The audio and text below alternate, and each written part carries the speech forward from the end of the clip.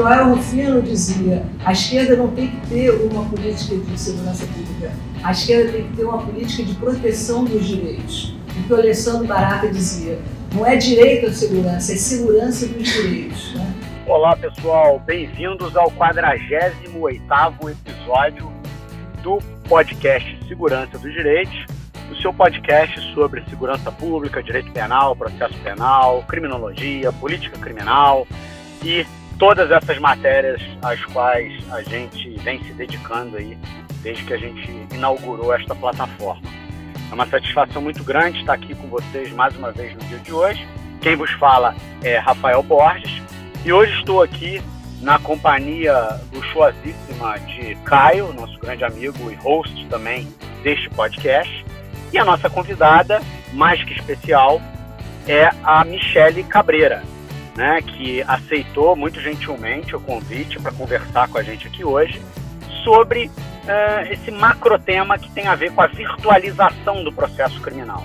Né? A gente vai falar sobre várias questões relacionadas a isso, mas eu diria que o macrotema é justamente a virtualização, esses expedientes cada vez mais intensos de virtualização do processo criminal que vem sendo adotados aí nesse contexto de pandemia. Só para lembrar a todos vocês que nós estamos disponíveis em praticamente todas as plataformas de áudio, iOS, SoundCloud, temos lá também um canal no YouTube, temos também um e-mail que é o seguranca2direitos@gmail.com, de maneira que não faltam aí ferramentas e caminhos para nos escutar e também para entrar em contato com a gente. A gente adora receber feedback da nossa audiência qualificada. Voltando. Caio, dá um oi aí pra galera, já que você é um anfitrião também desse episódio. É um prazer estar aqui nesse episódio sendo gravado. Enquanto nós estamos vendo medidas de virtualização sendo debatidas e impostas, inscritas no processo penal brasileiro, e é um prazer estar com essa audiência sempre qualificada e com uma convidada especialmente qualificada que possa nos trazer uma boa luz sobre esse tema. Muito bom, muito bom. Então, Michele, queria mais uma vez aqui no nome do podcast agradecer muito o teu convite, tua disponibilidade, estar aqui com a gente, falar sobre esse tema que eu sei que integra aí de alguma forma o seu objeto de estudo, né, e a sua militância profissional. Eu queria que você se apresentasse aqui para a galera. Claro. Olá aos e às ouvintes do podcast Segurança dos Direitos. É um prazer, Rafael.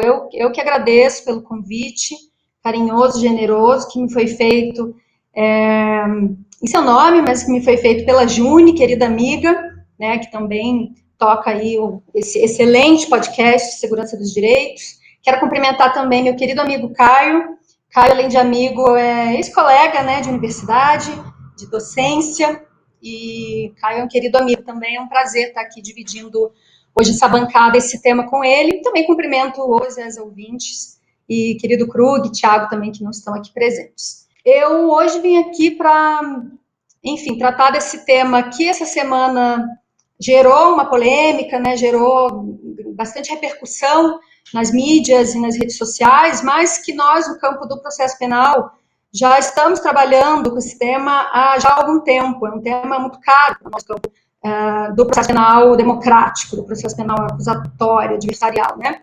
E aí, para os ouvintes que não me conhecem, eu queria me apresentar rapidamente, assim, apresentar o meu objeto de estudo, o meu objeto de pesquisa.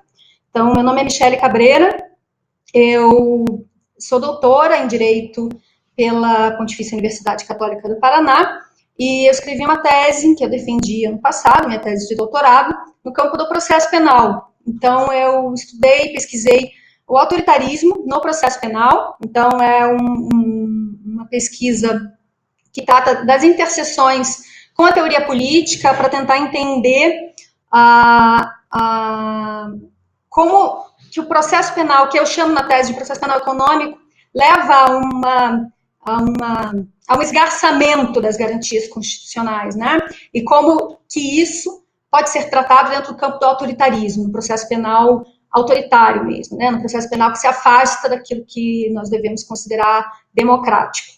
Então, seria mais ou menos isso, assim, o meu objeto de estudo, de pesquisa. Estou aqui para contribuir com esse debate dentro do campo do processo penal. Legal, Michele, muito bom, muito bom. Então, como eu falei, como eu anunciei na introdução do nosso programa, a gente queria conversar com você sobre, digamos, esse guarda-chuva que é a virtualização dos processos criminais. Essa é uma tendência que já estava um pouco em moda antes da pandemia, né, sejamos sinceros. Todos os tribunais do país, né, os tribunais superiores, todos os tribunais estaduais, já vinham aí num crescente, né, adotando procedimentos cada vez mais virtualizados, seja para o tiro via carta precatória, seja para o acompanhamento do processo propriamente dito, tramitação de processos em formato exclusivamente eletrônico, e por aí vai. Vários dispositivos já vinham sendo utilizados na perspectiva de virtualizar o processo. E aí veio a pandemia, né? E a pandemia coloca a questão da virtualização um pouco como uma demanda das contingências. A pandemia ela criou uma desculpa muito boa para os tribunais, porque agora a virtualização não é mais uma demanda, digamos, do comodismo do Poder Judiciário, não é mais uma demanda, enfim, para facilitar a vida ali dos juízes, dos servidores que transitam ali em volta desses espaços de decisão.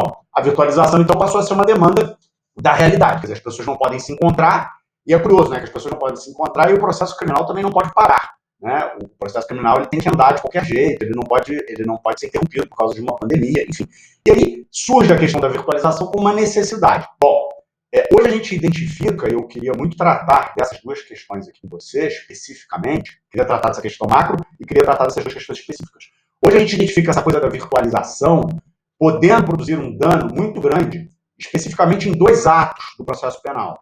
Um deles é a audiência de custódia, e o outro é a sessão plenária do tribunal do júri. Né?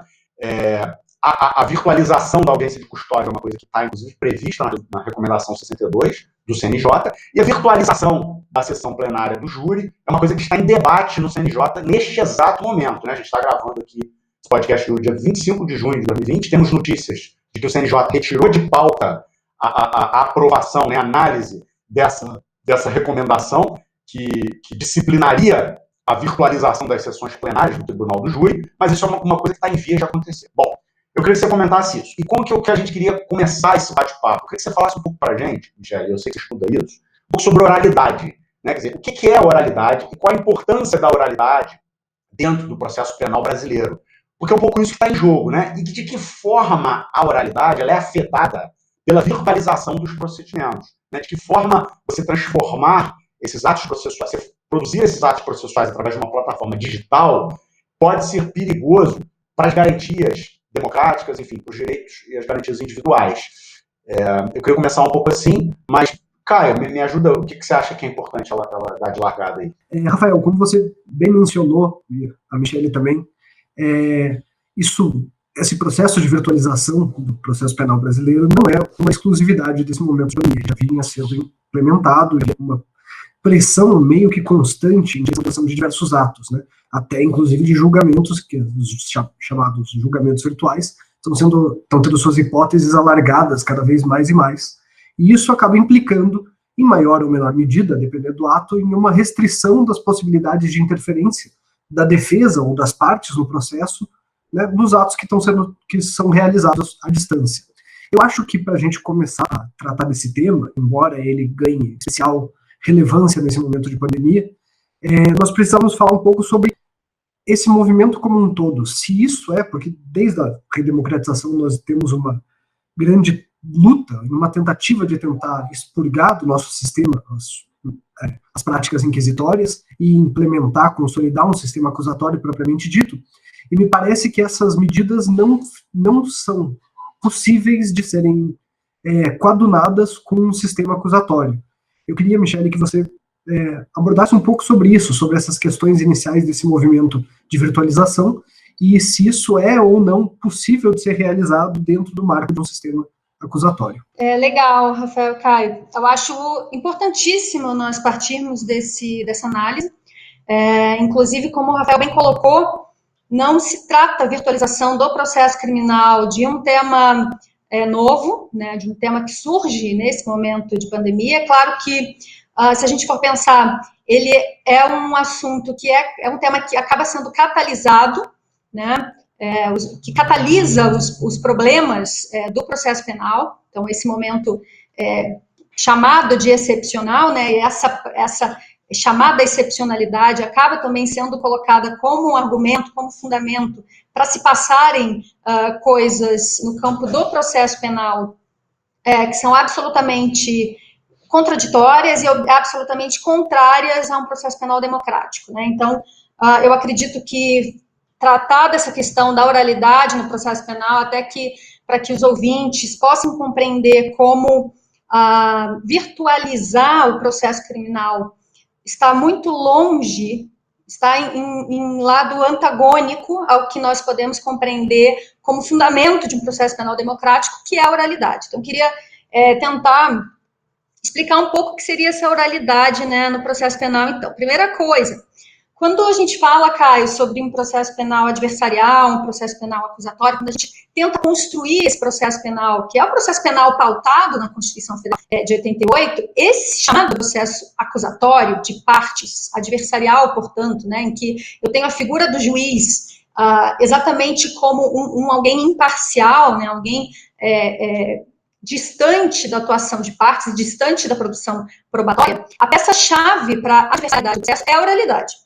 É a oralidade. Então, é um modelo de justiça baseado nesse litígio adversarial. Né? E aqui reside a grande chave, e talvez o grande perigo de se compreender a oralidade, de se confundir a oralidade com virtualização. Que a oralidade não é uma mera atuação cênica no espaço da sala de audiências, né? Um espaço majestoso, por assim dizer, da sala de audiências. A oralidade não é isso. Então, não é essa atuação cênica. E a oralidade não é só a presença das partes. Né? Quando a gente fala em oralidade como fundamento da adversarialidade do processo, a gente tem que pensar a oralidade como uma metodologia real, que garanta uma possibilidade real, mais justa, mais correta, mais adequada da determinação dos fatos, ou seja, da comprovação dos elementos probatórios perante o juiz. Né? E é só quando eu tenho essa completa realização da comunicação entre as partes e um adequado formato de entrega dessa informação ao juiz, é que eu posso dizer que eu tenho oralidade. Então, assim, não é oralidade mera expressão verbal, não é oralidade todo e qualquer ato produzido na frente de um juiz, muito menos produzido de forma virtual, né? Muito menos produzido de forma virtual. Aqui eu até gostaria de propor uma analogia, né? Vamos pensar aí nesse momento de pandemia que a gente está vivendo. Muitos de nós frequentemente realizamos chamadas, lives e encontros virtuais com amigos, familiares, enfim. E isso, de forma alguma, supre a nossa necessidade afetiva ou supre a nossa necessidade, a realização de estar diante daquela pessoa, né? Levando em consideração essa analogia, a gente pode pensar que se esses encontros virtuais no campo da realidade, da vida real, não representam aquilo que supre, né, as nossas necessidades reais, por que um encontro virtual, uma virtualização do processo penal, uma virtualização dessa conformação dos elementos probatórios, né, significaria uma oralidade no processo? Né? Então, acho que a primeira coisa a tratar aqui, Rafael, Caio e ouvintes, deixar bem claro que a adversarialidade de um processo penal, né, a democraticidade do processo penal que passa pela oralidade não tem nada a ver com virtualização do processo penal, pelo contrário. Então, tem a ver com a passagem de um modelo burocrático de justiça, baseado na petição, baseado nesse espaço privado do gabinete do juiz, a passagem de um processo de autos, então, dependente dessa atuação burocrática de agentes burocráticos, para um modelo de justiça baseado no litígio oral, na decisão oral, na confrontação de elementos probatórios entre as partes. E, acima de tudo, baseado na mais radical garantia da ampla defesa e do contraditório. Então, assim, falar em oralidade é falar num modelo de processo que efetivamente produz informação. E a gente não consegue pensar na produção de informação de qualidade, né, para satisfazer as garantias constitucionais de um processo penal, levando em consideração a virtualização. E aqui existem alguns problemas que acho que a gente pode começar a tratar, pensando efetivamente na questão da videoconferência, por exemplo. Então, acho que a gente pode talvez pensar aí nos problemas relacionados à videoconferência, como isso foi introduzido e vem sendo tratado no processo penal, para lidar com esses problemas advindos da virtualização, da instrução e da virtualização do processo. Entendo. A oralidade é uma coisa que já vinha sendo prestigiada pelas reformas, digamos, recentes, né, entre aspas, do processo penal brasileiro. Né? Aquela grande reforma de 2008, ela prestigiou bastante a oralidade. Mas eu gosto muito da tua explicação, porque ela afasta a gente do vício de reduzir oralidade à verbalização, né? A oralidade, ela afasta a gente desse risco de entender que a oralidade é apenas estar falando, né? E não é isso. A oralidade ela tem inerente a ela uma dinâmica que prestigia a dialética, né? Uma dinâmica que prestigia a análise dos argumentos e a produção de síntese a partir do confronto de posições que foram colocadas. E tudo isso é muito prejudicado pela virtualização, né? Eu queria que você falasse um pouco de videoconferência, mas eu queria focar um pouquinho, né, nesse primeiro bloco, vamos dizer assim, um pouco na questão da audiência de custódia, porque eu acho que assim que a audiência de custódia, eu não sei na avaliação de vocês, mas na minha humilde avaliação, é um marco civilizatório importante do processo penal brasileiro, que está longe de resolver os problemas do hiperencarceramento, que está longe de ser um instrumento absolutamente eficaz para conter os excessos do poder punitivo, mas é um instrumento que tem a sua importância, é um instrumento que tem a sua relevância e que tem se mostrado na prática muito útil também, né, para várias questões. E a audiência de custódia ela foi alterada, né, logo assim que a pandemia começou. Por quê? Porque o Estado policial não ia parar de prender, porque a gente está no meio de uma pandemia. Né? E se o Estado policial continuar prendendo, é preciso que o Poder Judiciário continuasse fazendo audiências de custódia. E aí deram um jeito de criar esse monstrengo, que é a audiência de custódia virtual. Como se a finalidade precípua da audiência de custódia não fosse justamente colocar na frente do acusado, para o juiz poder entender, para o juiz poder perceber, ver se ele não tem marca de tortura, ver se ele não tem, enfim, sinal de maus tratos, e sentir um pouco a verdade ali do acusado, né? Vamos dizer. O juiz é esse, né? E aí, com a virtualização da audiência de custódia, isso foi para o espaço, sem dúvida nenhuma. Mas isso já vinha vindo para o espaço com a questão das videoconferências, com a produção de atos instrutórios a partir de videoconferência. Então, isso não foi justamente uma novidade, né? Mas eu queria que você falasse um pouco disso, do impacto disso, em primeiro lugar, no âmbito das audiências de custódia. Principalmente porque o CNJ, recentemente, acho que até essa semana, me corrija aí se eu estiver errado, ele aprovou uma nova recomendação prorrogando, né, aquelas previsões da recomendação 62, que estabelecia a possibilidade da virtualização das audiências de custódia. Então, parece que as audiências de custódia poderão continuar acontecendo por meio virtual por pelo menos mais 180 dias, né? Pelo menos. Legal, Rafael.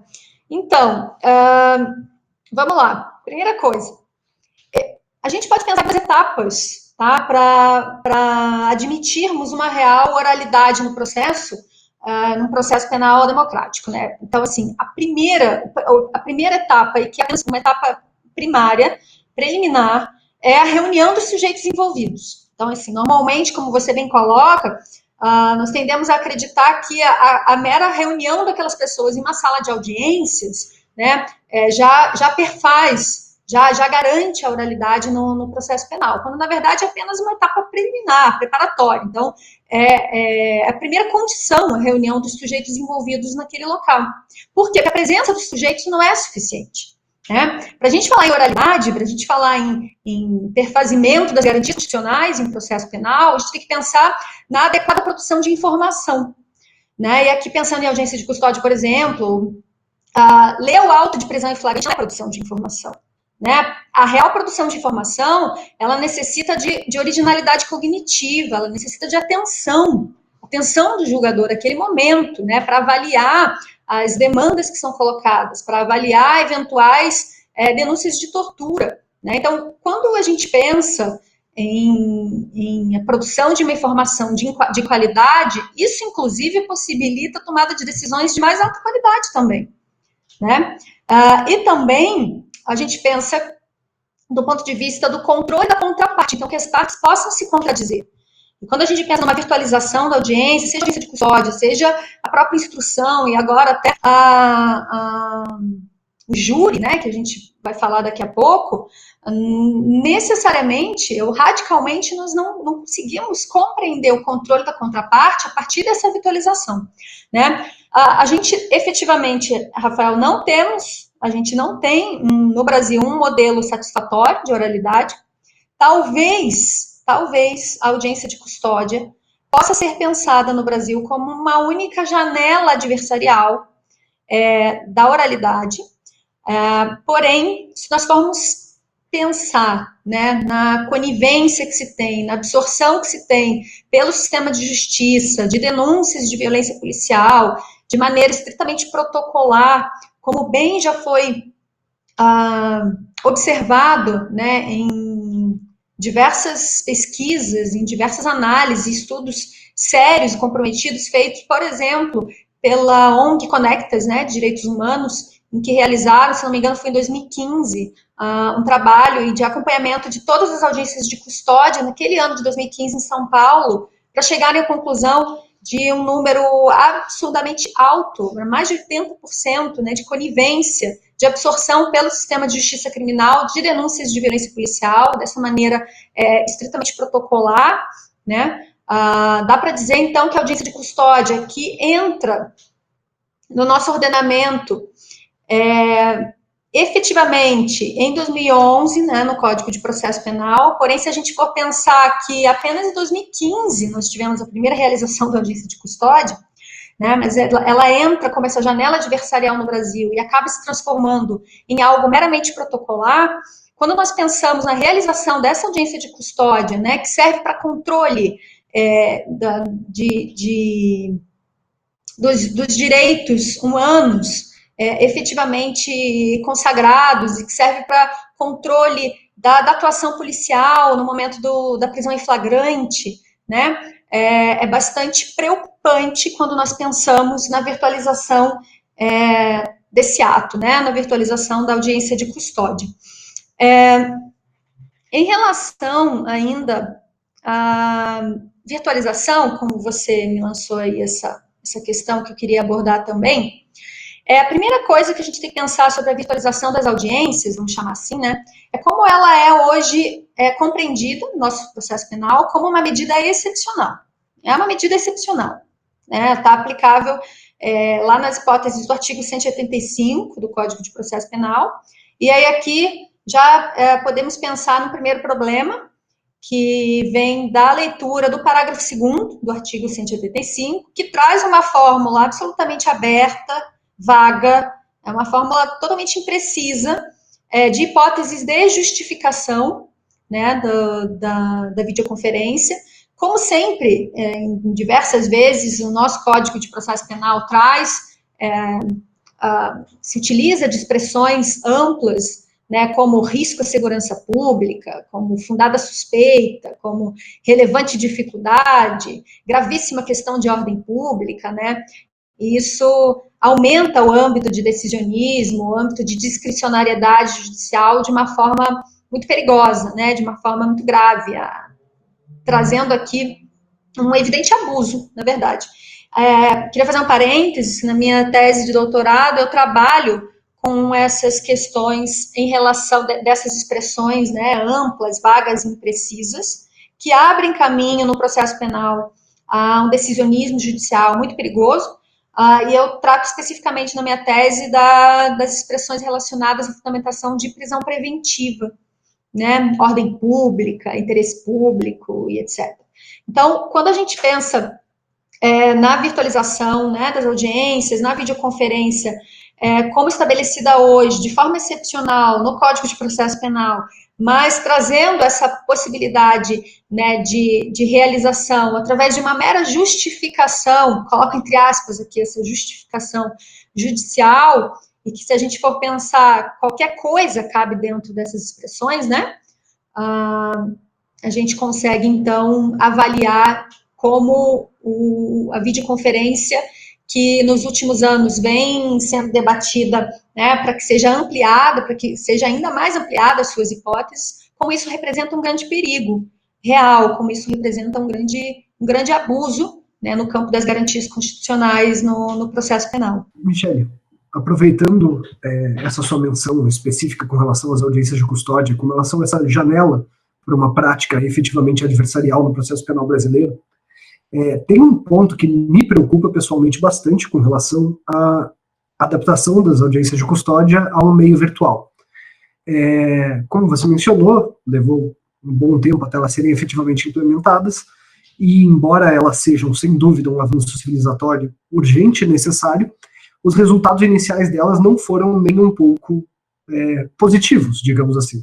Se voltadas à apuração de violações de direitos humanos dos presos em flagrante, ou presos por expedição de mandado, ela não gerou resultados no sentido de grandes apurações de tortura, de práticas de abuso, e, principalmente nos anos iniciais da sua aplicação, havia quase que uma excepcional ocorrência de solturas ou de relaxamentos de prisões, em relação à grande maioria das decisões tomadas pela manutenção da prisão e, portanto, não atendendo às finalidades de forma alguma pelas quais ela foi desenvolvida.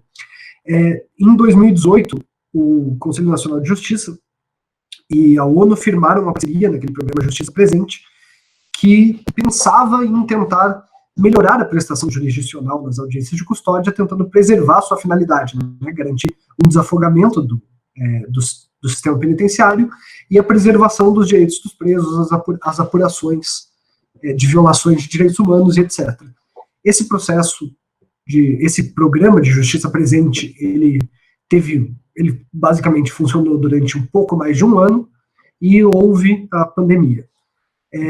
Ainda que a atuação dele esteja em estado muito inicial, ela parece ter surtido resultados muito bons, se não pelo menos com a efetiva compilação de dados para saber quantos juízes efetivamente estão decretando relaxamentos de prisões ilegais, estão determinando a apuração das violações que os presos comunicam na audiência, e tudo isso é feito a partir de conselheiros de audiência de custódia indicados pela ONU, que fazem, além dessa simples compilação de dados, eles também desenvolvem planejamentos de políticas públicas alternativas, e a mera presença desses conselheiros e a divulgação de como o trabalho tem sido realizado no judiciário parece exercer uma espécie de constrangimento, né? Uma espécie de constrangimento restaurativo, no sentido de que faz com que os atores do processo penal pelo menos tenham um pouco mais de esforço em preservar a qualidade da audiência de custódia. Com a adaptação da audiência para videoconferência, isso parece simplesmente neutralizar qualquer potencial desse programa de Justiça Presente, que é um programa que me parece essencial, principalmente nesse momento, ainda que a gente suponha que seja necessário um estágio de adaptação dos magistrados que vão, para que eles efetivamente consigam instrumentalizar da forma adequada a audiência de custódia. Sem essa Justiça Presente, meu receio é de que esse uso da videoconferência, ainda que por um tempo não muito extenso, ainda que ele se limite exclusivamente à pandemia, ele possa acabar com qualquer potencial de um sistema adversarial, neutralizar e simplesmente conferir uma roupagem jurídica nova a uma prática antiga, uma prática fundamentalmente inquisitorial.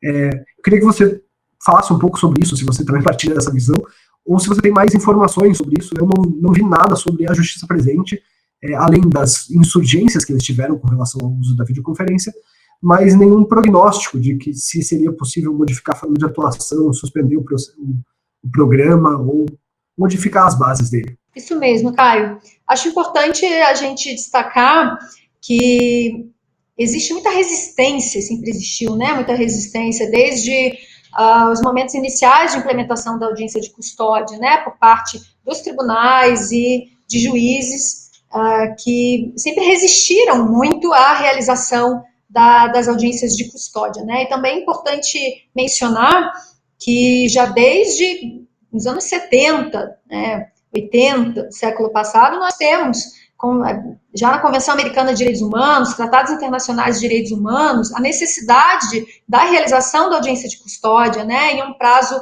de até 24 horas, em um prazo razoável, um prazo célere, né, após a prisão em flagrante do sujeito, para que seja realmente feito esse controle que é o que se pretende, controle da realização de direitos humanos, controle de eventual violência policial, que a gente sabe que no Brasil, né, um dos países com maior taxa de violência policial do mundo, né?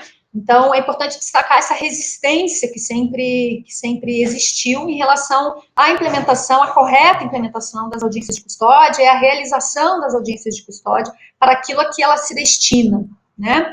E aí, repito, não a mera realização de sujeitos ali na frente do juiz, não a colocação de sujeitos ali na frente do juiz, mas a implementação efetiva do objetivo das audiências de custódia, né? Em relação ainda a essa resistência, que eu acho importantíssimo a gente destacar aqui no campo do processo penal, também vale a pena recordar, né, que no final do ano passado, então, foi aprovada a Lei 13.964, né, vulgarmente conhecida como o pacote anticrime, né, esse nome aí meio indigesto, mas enfim, no campo do processo penal, como os ouvintes devem saber, essa lei traz garantias, né, constitucionais a serem implementadas no Código de Processo Penal muito relevantes. É importante aqui também fazer um parênteses no sentido de que, especialmente no campo do processo penal, houve uma desidratação quase que absoluta,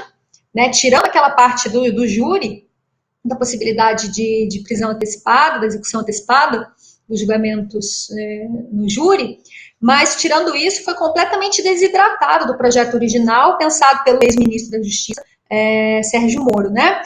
Mas, enfim, nós tivemos, então, algumas modificações em relação à audiência de custódia, trazidas, então, pela Lei 13.964, dentre elas, uma que trazia que, se não realizada a audiência de custódia em até 24 horas, necessariamente essa prisão se converte em uma prisão ilegal, devendo ser imediatamente relaxada, né? E aí, então, logo tivemos a introdução desse dispositivo proveniente dessa Lei 13.964, então, ainda no ano passado, né, no final do ano passado, início desse ano, janeiro de 2020, uma forte reação por parte de juízes, Associação dos Magistrados do Brasil, para frear, né, esse dispositivo, esse importante dispositivo, né, que representaria um ganho democrático no campo do processo penal.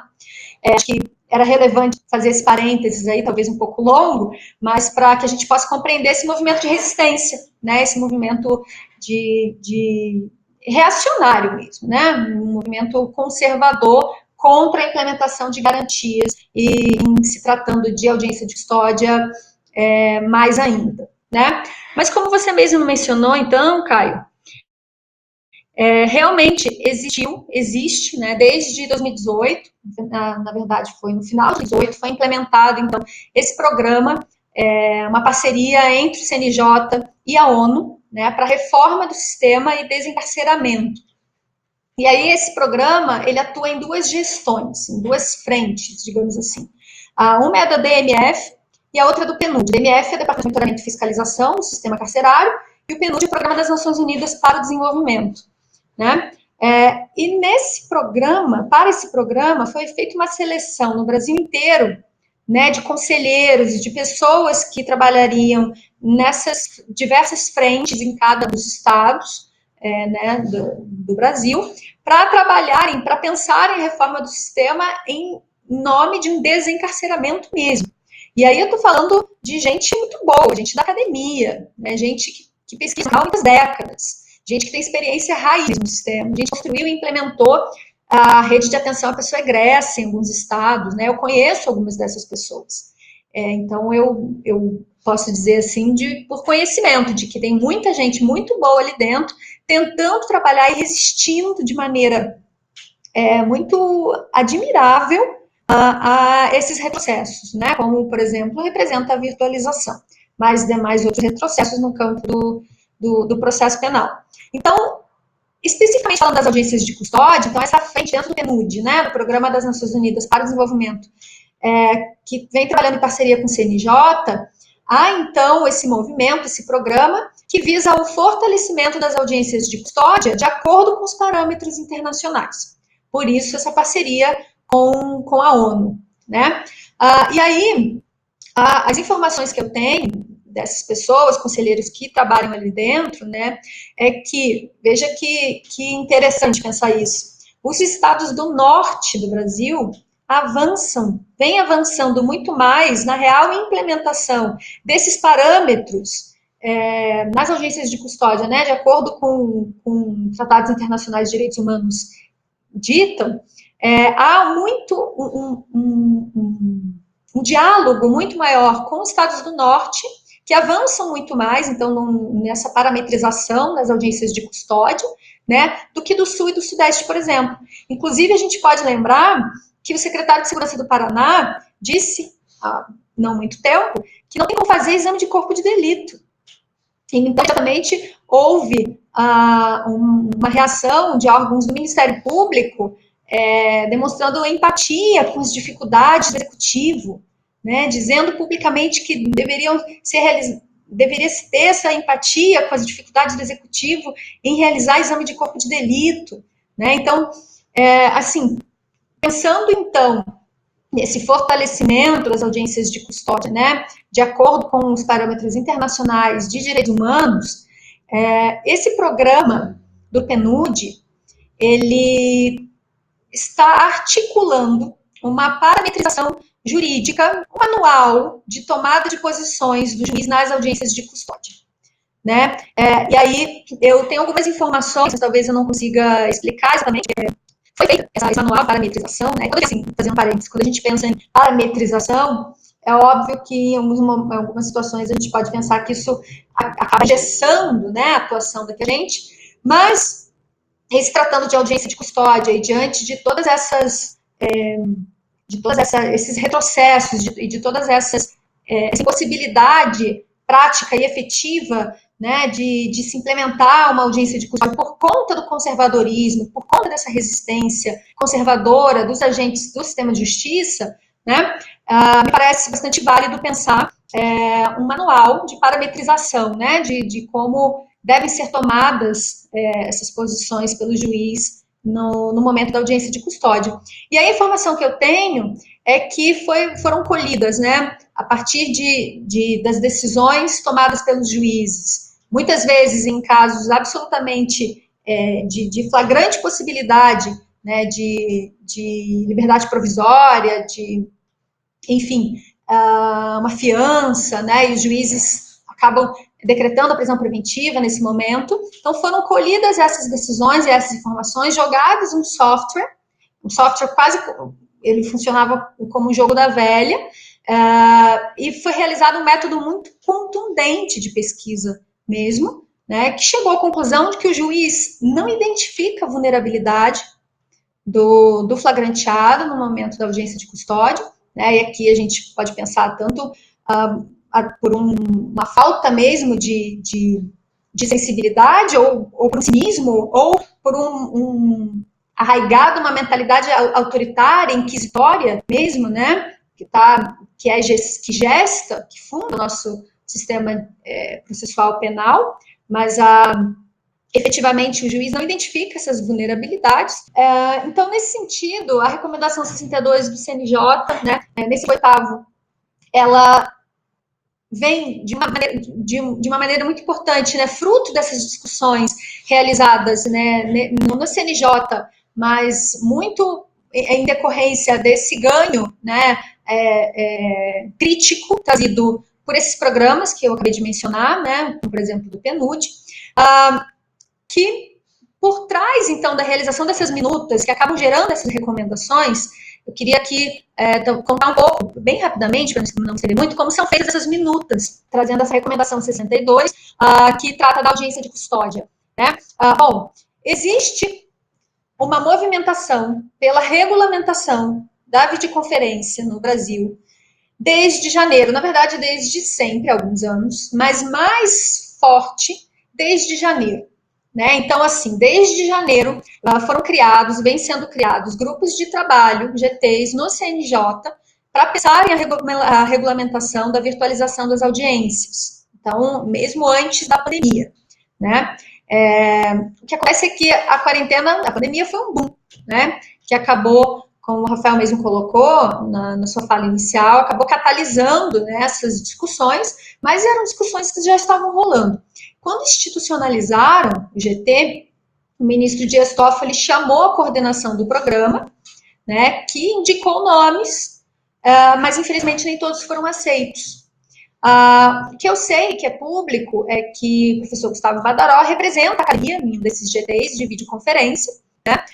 Sempre tiveram pontos muito sensíveis, e talvez os pontos mais sensíveis sejam exatamente esses que nós estamos aqui discutindo, que são a audiência de custódia e o júri, né? Então, assim, a discussão era para regulamentar já para sempre. Quando veio a pandemia, as coisas foram aceleradas, e o CNJ vem sofrendo uma pressão muito forte, tanto de tribunais, né, e de juízes que querem fazer essa regulamentação, né, porque, como eu disse, existe essa resistência conservadora à implementação, né, de audiências de custódia. Então, se elas podem ser feitas de forma virtual, para que não tenha que estar diante presencialmente do sujeito, melhor ainda, né? Mas, por outro lado, também há uma forte pressão de associações, da própria Ordem dos Advogados do Brasil, né, de várias organizações, IPCCRIM, né, no sentido de pressionarem o CNJ no sentido contrário, né, e de demonstrarem as falácias da virtualização, de demonstrarem os perigos da virtualização, né, e de como isso representa um retrocesso em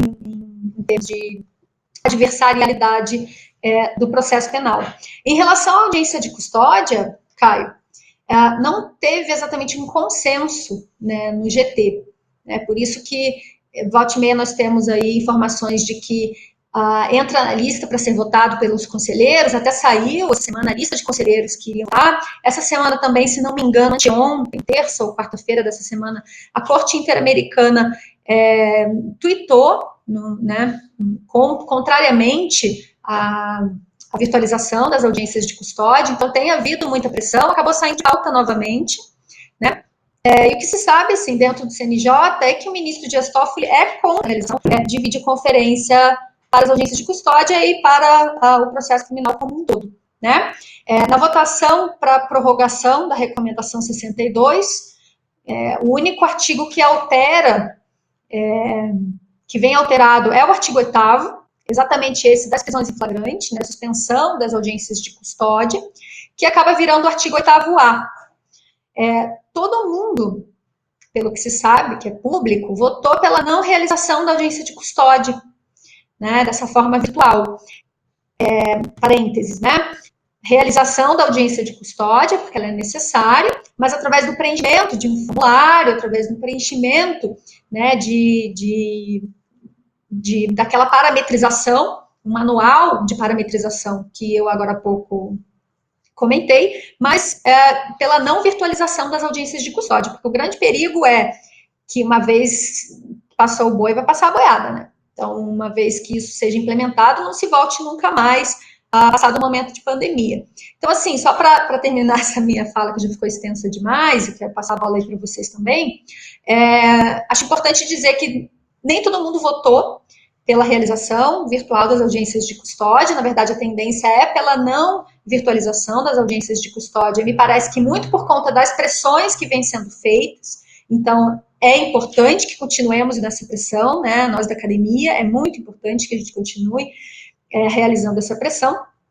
E aí, então, foi implementado, né, nessa nova recomendação que ganha o número de 68, o artigo 8º-A, que então qualifica a análise da PF, né, do auto de prisão em flagrante, o detalhamento da análise, mas não vai ter a videoconferência.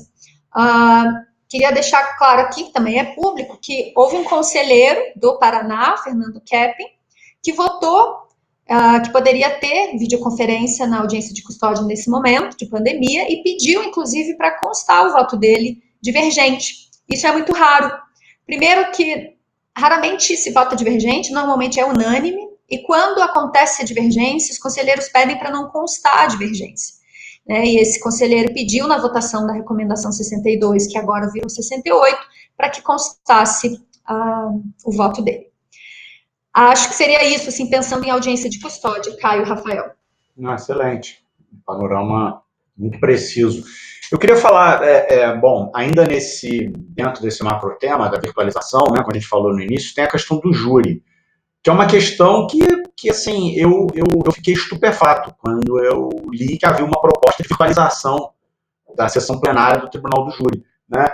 Para mim, o Tribunal do Júri era o espaço do embate físico, né, entre aspas, por excelência, era o espaço da audiência presencial por excelência. Se eu já tinha dificuldades em digerir as audiências virtuais no processo comum ordinário, no Tribunal do Júri, essa dificuldade ela fica insuperável, porque é justamente ali que a oralidade se radicaliza. E é ali que a oralidade faz todo sentido, e muito mais sentido do que no procedimento ordinário, porque o destinatário dos argumentos é o juiz leigo, não é o juiz togado, né? É no júri que existe espaço real e verdadeiro para convencimento. Muito enfim, não que o advogado, o defensor, o promotor, não convençam o juiz no processo ordinário de alguma coisa, com a sua oralidade, com a sua impostação, com a sua colocação de argumentos. Mas ali são processos evidentemente burocráticos, são processos que tramitam na forma de papel em lapso sensu, né? Tanto papel físico quanto papel eletrônico. Agora, no júri não, no júri é tudo oral, no júri a vida do sujeito é decidida com base naquele debate. Transformar isso num espaço virtual é um absurdo. O que me chama a atenção, não sei o que você pensa disso, Caio, que é o seguinte, cara, qual o problema de suspender as sessões do Tribunal do Júri enquanto durar a pandemia?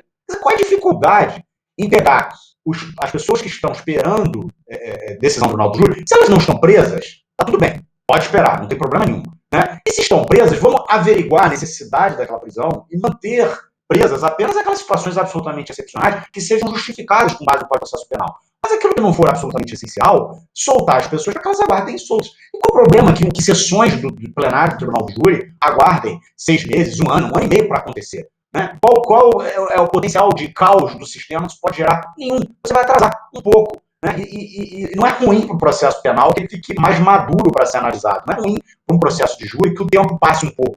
Não está se falando aqui de 20 anos, não está se falando aqui do processo Carandiru, não está se falando aqui de esperar um pouco a pandemia, e depois se faz aí uma força-tarefa, depois se faz todo um esforço. Mas não, a ânsia do punitivismo ela é um negócio tão incontrolável, não pode ter ali um julgamento suspenso, você tem que dar um jeito de julgar isso pelo computador. Eu queria que você falasse um pouco disso, mas queria ouvir também as perplexidades do Caio sobre o tema, e eu fico pensando assim, onde vai ficar a incomunicabilidade do jurado? O jurado vai estar mexendo no WhatsApp enquanto estiver na sessão do júri, o jurado vai poder falar com outro jurado, o jurado vai poder colocar no Google aquilo que para ver se aquele argumento está certo. E eu fico pensando como que aquelas coisas básicas do júri, né, que é aquele espaço ali, né, em que todo mundo está absolutamente dedicado ao propósito de julgar a vida daquele sujeito, né, está todo mundo ali inteiramente dedicado àquilo, como que esse espaço vai ficar num ambiente virtual?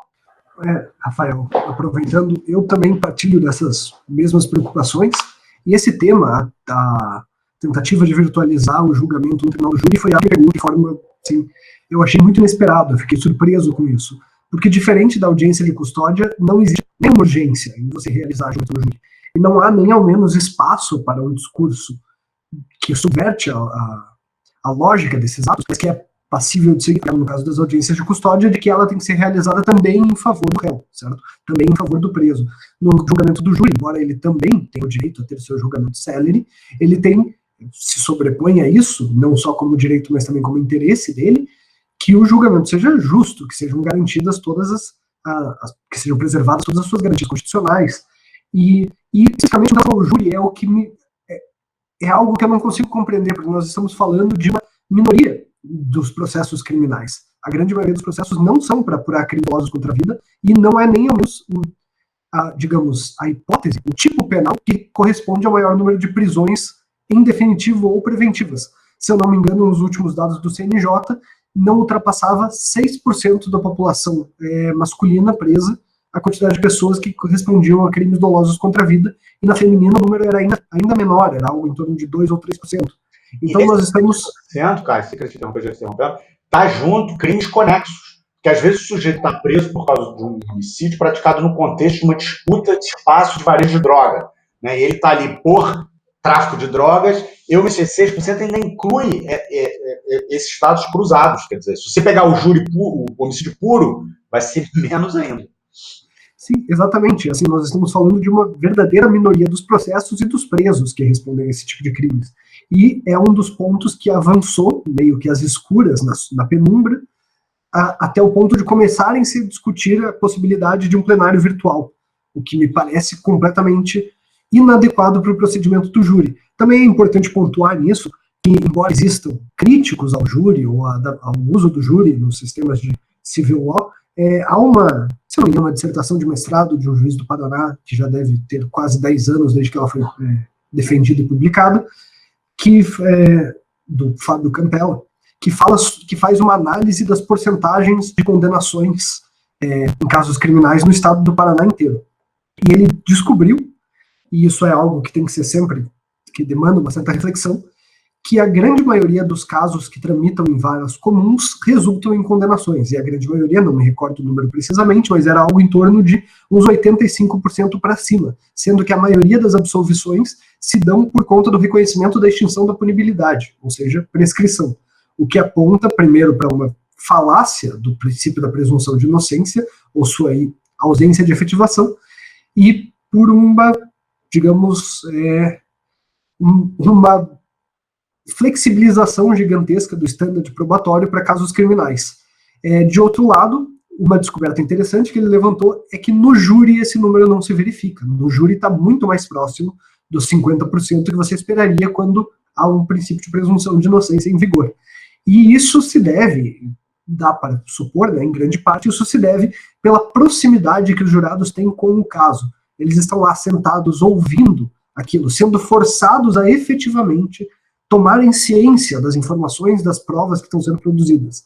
Algo que não há como você assegurar em um processo comum, né, em que a maior parte da tramitação acontece, a formação da convicção do juiz livre, acontece dele, dentro do seu gabinete, apreciando livremente os elementos de convicção, enquanto que no júri você tem ao menos o constrangimento da pessoa ter de ouvir aquilo, ter de se preocupar com o caso, algo que seria totalmente esvaziado no caso de um julgamento virtual.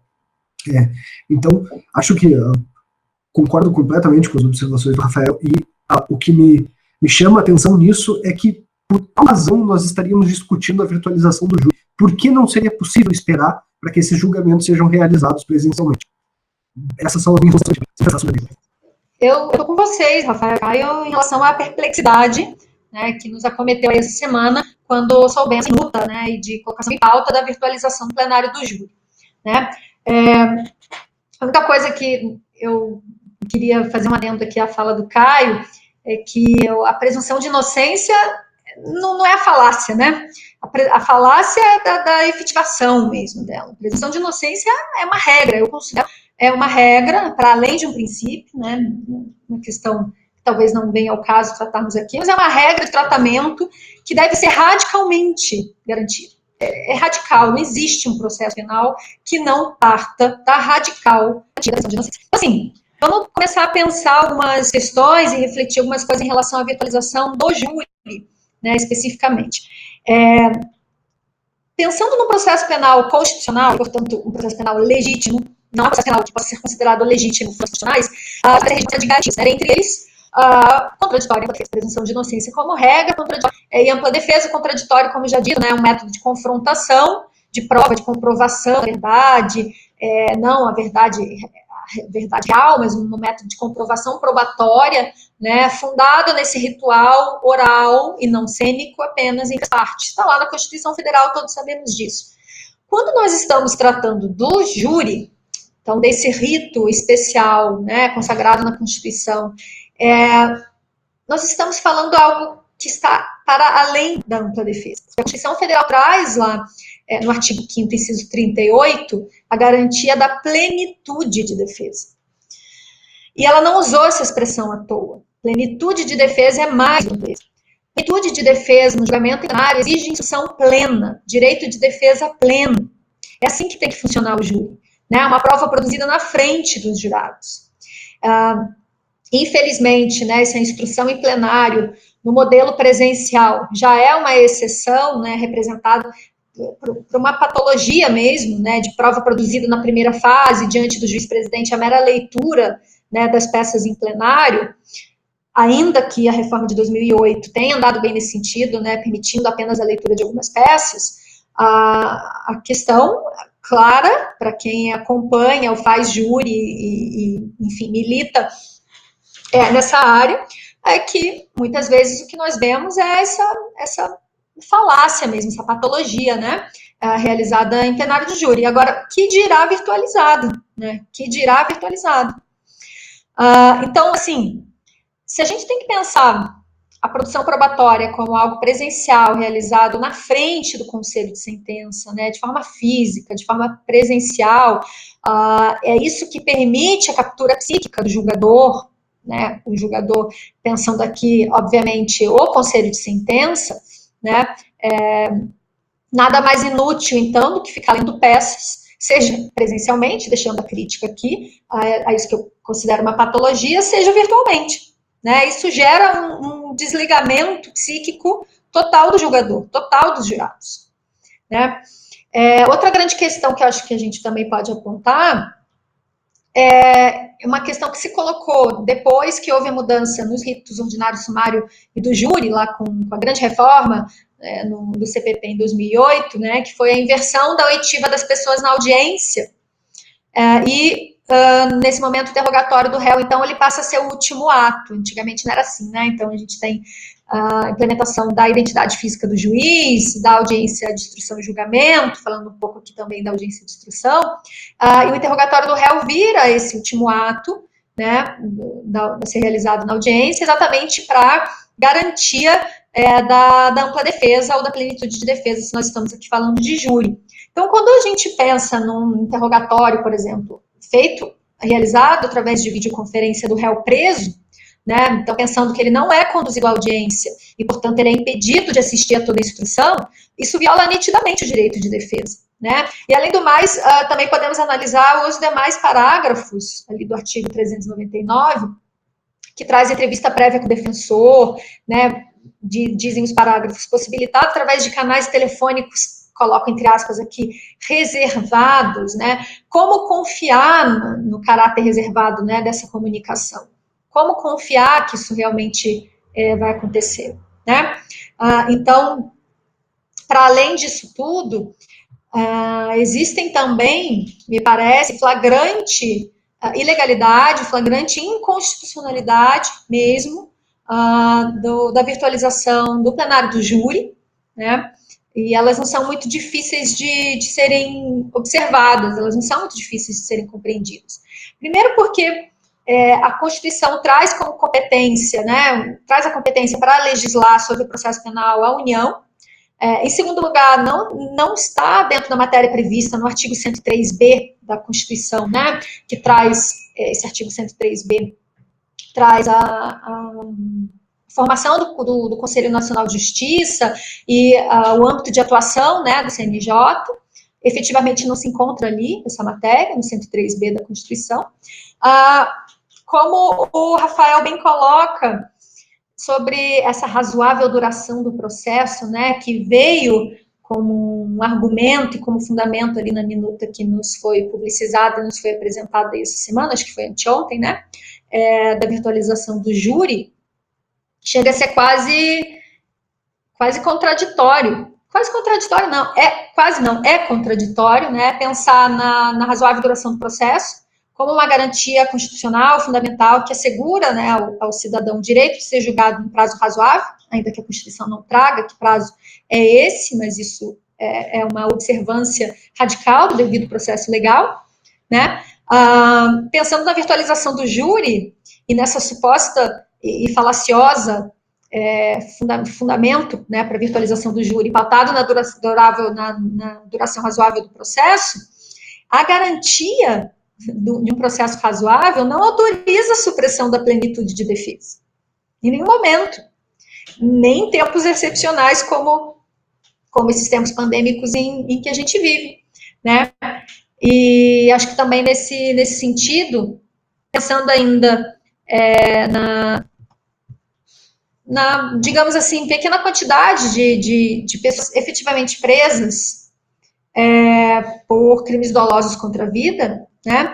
Não vejo uma necessidade, como foi colocada aí na pauta essa semana, de virtualização do júri. Isso mesmo tem acontecido, Caio, como houve uma pressão muito grande da academia, de organizações, né, enfim, de várias associações democráticas, né, para tentar impedir a todo custo a virtualização das audiências de custódia, me parece que como a virtualização do júri acabou ficando meio de lado, até porque nós jamais imaginaríamos que isso pudesse passar, né, diante de tão flagrante inconstitucionalidade, ilegalidade, enfim. Acabou sendo redigida aí essa minuta, e acho que a gente tem que continuar pressionando, continuar atento, porque a última informação, né, Rafael, de que foi realmente retirado de pauta, mas temos que ficar atentos, porque isso é um flagrante abuso, uma flagrante inconstitucionalidade mesmo. Excelente, excelente. E é isso, né? Uma instituição enfim, tão importante para o processo penal, né? Eu acho que o júri ele deveria estar estimulando o aperfeiçoamento do procedimento ordinário, né? E não recebendo do procedimento ordinário essas tendências modernas de virtualização, essas coisas todas que no horizonte colocam no horizonte de inviabilidade. Mas você me deixou bastante otimista, assim, no sentido de que existem argumentos muito sólidos, do ponto de vista jurídico mesmo, né, contrários à possibilidade da virtualização. E, de fato, eu acho que a questão da competência aí é flagrante mesmo, né? Tanto porque o CNJ não poderia legislar sobre nada, né? Enfim, menos ainda sobre o processo penal. E também porque não é incumbência do CNJ fazê-lo, né? Enfim, regulamentar esse tipo de coisa, né? Tem aí uma exorbitância muito grande. Agora, o que me preocupa um pouco é esse momento do Brasil, né? Em algum momento da sua fala você falou que o ministro Toffoli entende de um outro jeito. Não sei se está me referindo ao júri exatamente ou às audiências de custódia. Mas o fato é o seguinte, é isso. O debate público está preso à forma como pensa um ministro do Supremo. Quer dizer, perdemos todas as referências de segurança jurídica. O direito não serve para nada, ele só serve para proporcionar acumulação de capital e prover segurança, né, jurídica, né, e prover estabilidade e fazer parecer que as coisas podem acontecer dentro de um campo do previsível. Só que no Brasil de hoje não tem essa possibilidade, porque você fica aí pendurado na análise subjetiva de um agente político que tem importância nesse processo decisório. E não no que diz a lei, não no que diz a Constituição. Então ficamos aqui todo mundo rezando, de dedo cruzado, torcendo, para que o Toffoli mantenha a cabeça dele ligada aos preceitos constitucionais e com isso, faça um esforço político para que esse tipo de excrescência não seja aprovada.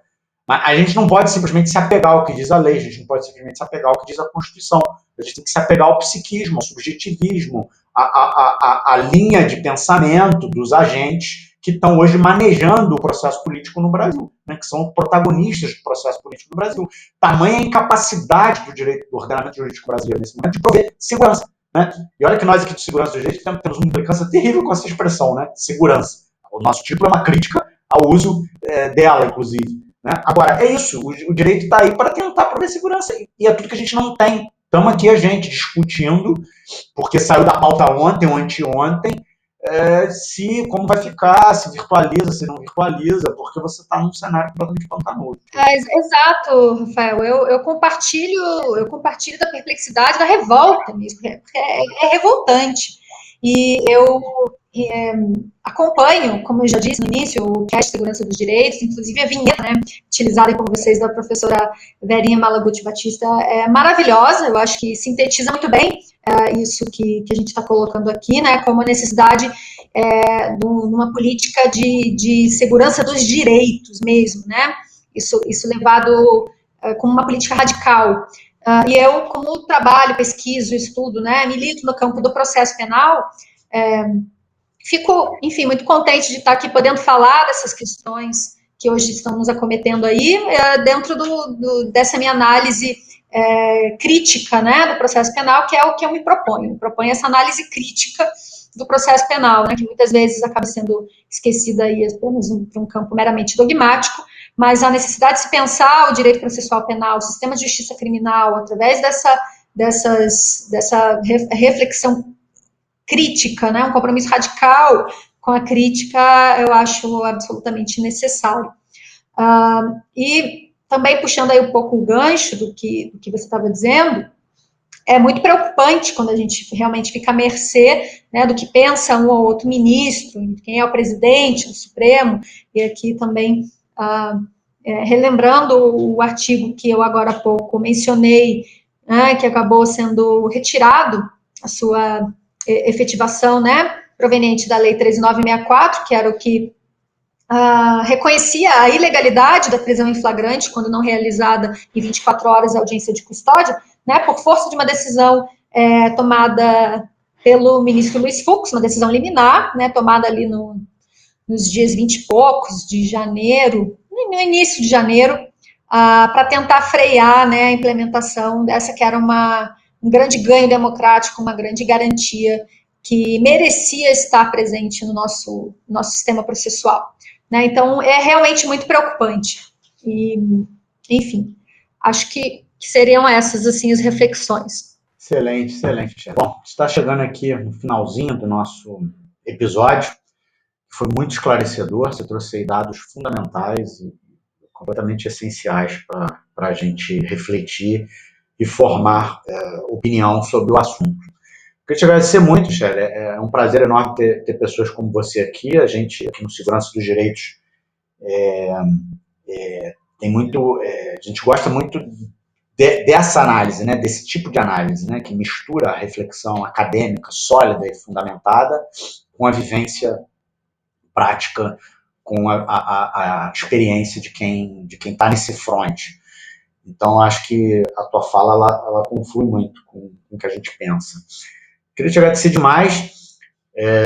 Queria passar a palavra para o Caio também, fazer suas considerações finais. E quando você for... Eu queria saber um pouco, Michele, é uma coisa que eu tenho perguntado agora para os nossos convidados nos últimos episódios. O que você está achando, assim, como é que você está encarando a situação conjuntural brasileira nesse momento, né? Não estou me referindo especificamente ao processo penal, embora o processo penal seja um lugar onde os sintomas dessa distopia são muito evidentes, né? Acho que talvez é o lugar de maior evidência dessa distopia, mas eu queria um pouco saber como que você está lendo, como que você está achando, como que você está percebendo as coisas. E é isso, queria que você, com essas considerações, se despedisse do pessoal. Um pedido também, que a gente faz aqui sempre para os nossos convidados, é da indicação de um livro, né? Eu nem combinei com você antes de começar o episódio, mas que agora você pode ficar um pouco nervosa, porque você não pensou ainda no livro para indicar, mas você vai pensando aí na medida que você vai falando, se é que você já não tem ele na cabeça. O único pedido que a gente faz é que o livro não seja um livro jurídico, porque a ideia é expandir saberes, não é deixar o pessoal na planície jurídica. É muito chato. Legal, Rafael. Bom, na verdade eu não fiquei assustada com a pergunta, pelo contrário, como eu sou ouvinte do programa, ouvinte assídua, eu sei que normalmente vocês terminam aí o programa pedindo a indicação de um texto, de um livro literário, né, para além da leitura jurídica. Então, eu já vou fazer aqui minha sugestão, que é um livro que eu estou lendo no momento, vou falar um pouquinho dele, porque eu acho que todo mundo deveria ler, mas, assim, uma análise da atual conjuntura, né, eu acho que é uma análise dia a dia, uma análise / sobrevivência diária, né, dia a dia, a gente vai sobrevivendo como dá, diariamente, mas, assim, acho que chegou definitivamente o momento, na verdade, nós demoramos, nós, né, do campo da esquerda, do campo progressista, do campo democrático, demoramos para chamar as coisas como elas realmente são, né? Eu já venho aí há algum tempo, como eu disse, estudando e pesquisando mais a fundo a questão do autoritarismo, né? Na verdade, eu me debruço sobre o fascismo italiano, sobre esse movimento político mesmo chamado de fascismo, né? E que tem esse recorte muito específico no século passado na Europa, mas que nós conseguimos enxergar com todas as suas características políticas mesmo o Brasil, né, e diversos outros contextos fora do Brasil, mas especificamente aqui falando Brasil e América do Sul, né, de realização de um microfascismo mesmo, né? Então, assim, acho que passou da hora de nós tentarmos docilizar as expressões, né, utilizar eufemismos, acho que está na hora da gente chamar as coisas, já passou da hora de chamar as coisas como elas realmente são. Então, eu me propus a fazer isso na minha tese, eu espero, enfim, publicar, estou fazendo um jabá aqui inexistente, porque ela ainda não virou livro, mas eu pretendo fazer isso, né, no segundo semestre, se eu tiver tempo, enfim. Eu estou lendo no momento, assim, no momento obcecada por literatura brasileira, né? música brasileira também, chega a ser quase contraditório, né? Porque muitas vezes, diante disso tudo que a gente está vivendo, muitas vezes nós pensamos, putz, não dá mais o Brasil, deveria ir embora, vontade de ir embora, né? Então a gente é atravessado por esses sentimentos todos, e quase como de forma contraditória, eu venho num momento de quase obsessão mesmo, eu utilizo essa palavra, por literatura brasileira. Então, o livro que eu estou lendo no momento é O Grande Sertão, Veredas, do Guimarães Rosa, um livro bastante conhecido de todos, talvez muitos de vocês ouvintes, Rafael, Caio, até já tenham lido em um momento da vida, né? Eu mesma já tinha lido, mas relendo, e realmente tem me feito ter reflexões assim, muito importantes. Eu sei que a professora Verinha Yamaguchi Batista sempre indica o Sertões, do Euclides da Cunha, né? Até para desfazer essa que ela chama de colonização acadêmica, né? Mas eu deixo aqui então minha sugestão, minha indicação de literatura brasileira. Acho que a gente precisa ler, fazer mais análises conjunturais a partir do nosso contexto, né, de América do Sul. E esse livro do Guimarães Rosa, ele é maravilhoso, não só pela descrição que faz do Brasil, né, através de alguém que é o sertanejo, né, então ele faz essa descrição do Brasil sertanejo, né, sertanejo raiz, né, ele utiliza uma linguagem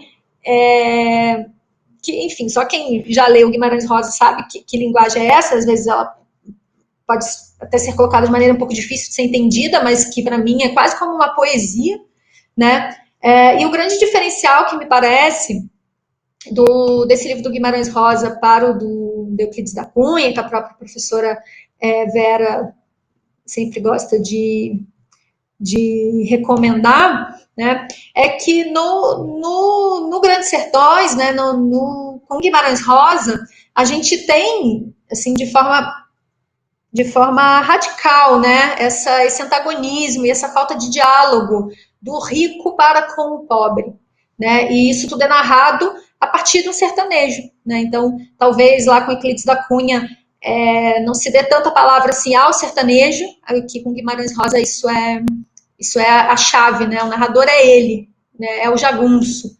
Então a gente realmente tem um mergulho aí nesse universo mental, cultural e magnífico dos habitantes do sertão. Acho que era isso. Agradeço muito, Rafael, Caio, pelo bate-papo, foi muito legal. Espero voltar aí em breve. Beleza, com certeza.